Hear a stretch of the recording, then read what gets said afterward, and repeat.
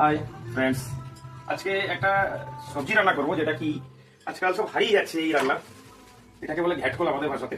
তো আমার মা সুন্দর রান্না করতো, আজকে এই রান্নাটাই করার চেষ্টা করবো, আপনারা দেখবেন।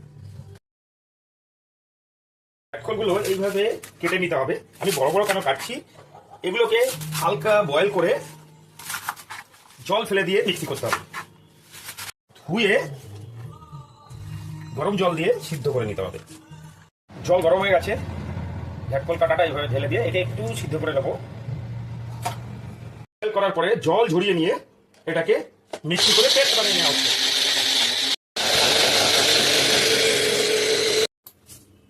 কড়াইতে তেল দেওয়া হলো,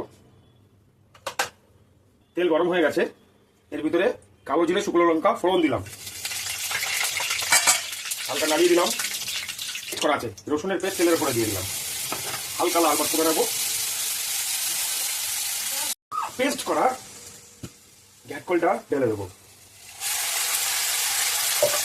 এইবার নাড়তে থাকবো যত সময় না কোথায়।